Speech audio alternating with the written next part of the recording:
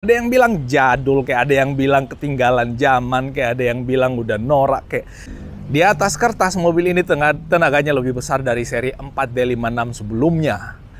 Cuman memang karena dia pakai teknologi yang sama seperti mobil balap, bos.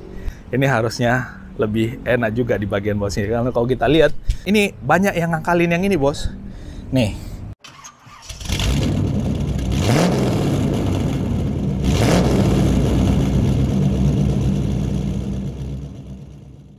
Halo bosku, assalamualaikum warahmatullahi wabarakatuh. Balik lagi dengan saya Anwar di Ampat Otomotif. Dan kalau kalian lihat di belakang saya itu apa? Itu adalah Mitsubishi L300 pickup diesel paling badak dan terbaik di Indonesia. Dan menurut kalian, apa yang ingin kalian sampaikan atau tuliskan di kolom komentar kalau saya bilang yang ini, pickup yang di belakang saya ini, itu rajanya mobil pickup yang ada di Indonesia dari dulu nyampe sekarang.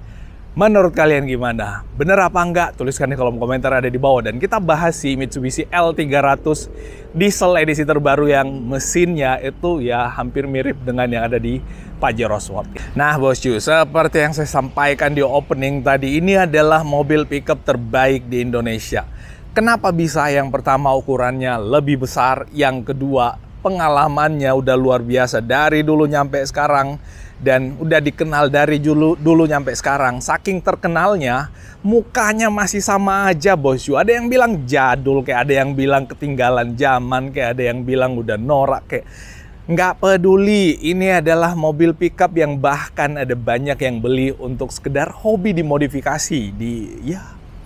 Ini berarti mobil ini yang luar biasa. Dan dari sisi kemampuan, mobil ini mulai dari pelosok desa sampai ke gang-gang sempit dalam kota. Mobil ini menjadi andalan buat para juragan atau pengusaha-pengusaha yang menginginkan pickup dengan kemampuan yang badak dengan mesin diesel yang sangat amat bertenaga. Lalu kemudian daya muat yang lebih besar dengan wheelbase yang lebih pendek yang memungkinkan mobil ini untuk selap-selip dalam kota, bahkan di gang-gang sempit. Kurang perfect apa lagi nih mobil? Soal tampilan, nggak perlu gagah bosku. Mobil kayak ginian nggak perlu gagah. Yang diperlukan adalah kemampuannya. Ngapain gagah tapi loyo? Hahaha, mending biasa aja tapi berotot. Ngapain putih tapi agak loyo? Mending hitam tapi kekar. Itu lelaki biasanya kayak gitu. Oke, balik lagi ke si Mitsubishi L300 edisi terbaru nih. Ini adalah edisi terbaru. Ada yang bilang Mitsubishi L300 edisi terbaru dengan mesin 4N14. Kalau Pajero Sport yang ada di sana kan 4N15. Ini 4N14 dengan kode mesin yang hampir sama. Ada yang bilang bahwa tenaganya loyo. Oke. Di atas kertas mobil ini tenaganya luar biasa. Di atas kertas mobil ini tenaganya lebih besar dari seri 4D56 sebelumnya.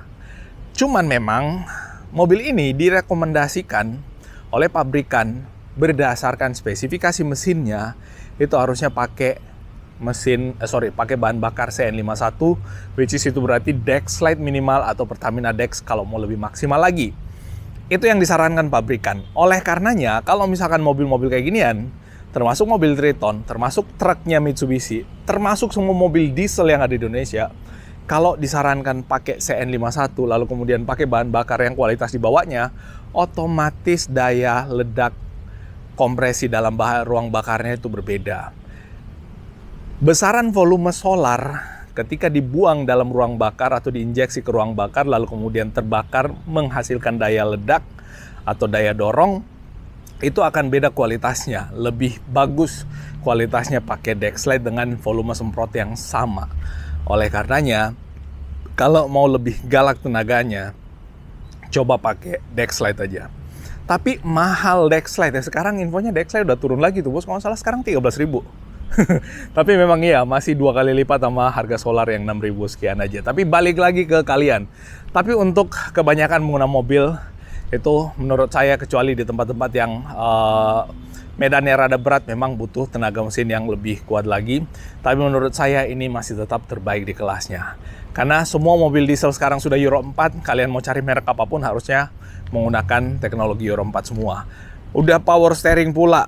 Nah, biasanya mobil pickup ada yang nggak power steering dulu, sampai sekarang semuanya sepertinya udah power steering, tapi di situ tetap ditonjolkan power steeringnya.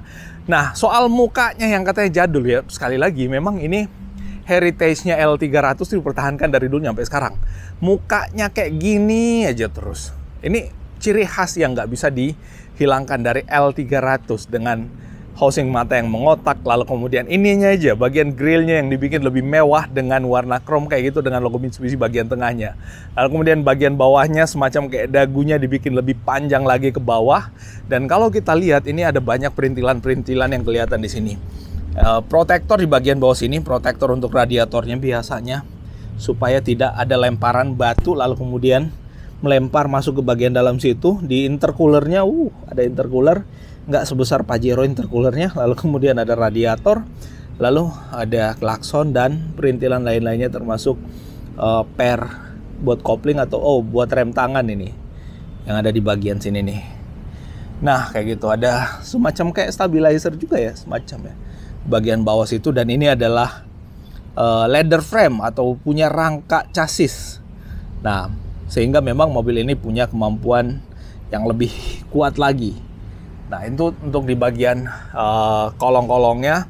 Nah ini di bagian bawah lagi tuh kelihatan bannya. Sayangnya dia nggak 4x4 ya. Tapi ada banyak customer atau pembeli mobil L300 yang kayak ginian diubah menjadi 4x4 untuk dipakai melansir sawit atau mengangkut kelapa sawit di perkebunan sawit.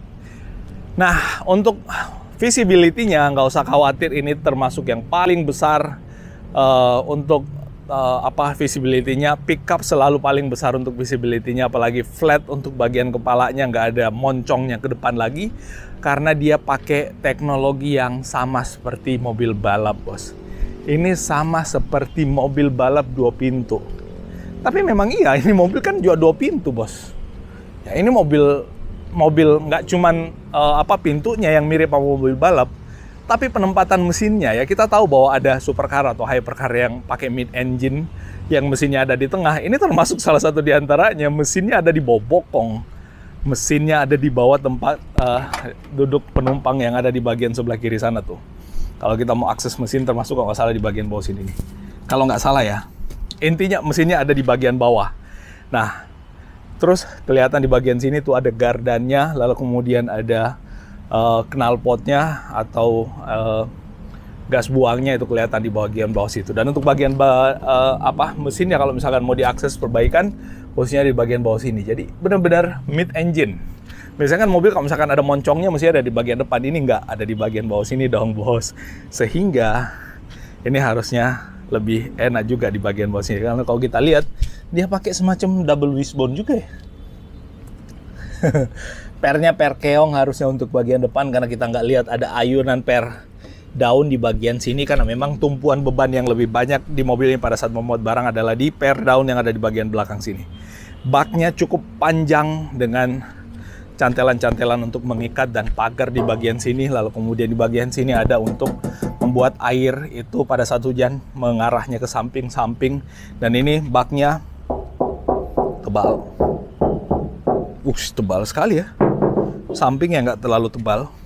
Nah terus velgnya pakai velg kaleng, rem belakang pakai rem tromol, pernya pakai per daun dengan jumlah lapisan. Dan ini banyak yang ngakalin yang ini, bos. Nih, ini bagian yang paling banyak diakalin oleh para pengguna mobil pickup. Kalau daya muatnya sudah dirasa cukup, tapi pernya udah terlalu loyo ke bawah, maka caranya adalah dengan menambah per supaya daya muatnya bisa lebih banyak lagi. Sebenarnya tidak disarankan pabrikan karena itu udah overload. Bukan, ya kan ada ketentuan odol, overdimensi overload. Itu udah overload dan membuat kinerja mobil jadi lebih berat lagi. Nah itu sebenarnya berbahaya. Tapi buat para pengguna pickup itu udah biasalah menambah per untuk membuat daya muatnya jadi lebih berat lagi.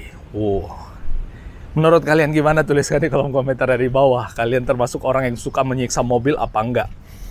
Setirnya nggak cuma luarnya aja yang tampak jadul, dalamnya juga dibikin tampak jadul. Rata kayak gini, kayak ini dashboardnya pada saat dibuat di pabrikasi itu pakai mistar yang rata flat aja kayak gitu. Ada audio di situ, lalu kemudian nggak ada AC, hanya ada ventilasi udara yang bisa diatur untuk kaki juga. Transmisi manual, Dan dia posisi transmisinya masih di kolong leher kayak gini. Saking jadulnya nggak pakai tuas transmisi yang ada di bagian bawah situ. Lalu kemudian ini tidak ada headrest, nggak perlu nyender kepalanya. Memang mobil ini ya kayak gini, mobil kayak gini tuh nggak diperuntukkan untuk balap-balapan.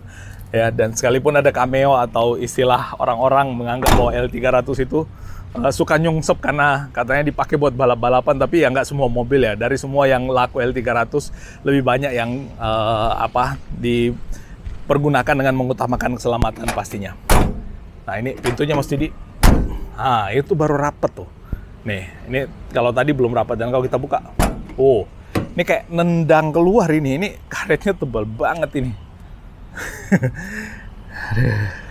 Coba kayak gini biasa aja, kayak mobil biasa tuh ini masih ada rongganya. Ini belum rapet ini. Tuh, masih ada. Nah, kalau misalkan kita ini baru rapet, Bos, tuh. Ya, itu baru rapet. Nah, itu yang bisa kita share kali ini tentang si monsternya, rajanya mobil pickup yang ada di Indonesia. Menurut kalian seperti apa? Tuliskan di kolom komentar yang ada di bawah. Kalau kalian tambahkan atau tanyakan mengenai mobil ini, dan kalau kalian tertarik bawa pulang Mitsubishi L300, kebetulan di sini kita ada banyak unitnya. Langsung hubungi nomor kontak kita yang ada di layar, di deskripsi atau di profile. Gak perlu ragu-ragu apalagi malu-malu, bosku. Itu yang bisa kita share kali ini. Kalau ada yang keliru dan salah, mohon dimaafkan. Dan kita ketemu pada update informasi otomotif yang seru dan keren-keren berikutnya. Wassalamualaikum warahmatullahi wabarakatuh. Bye-bye.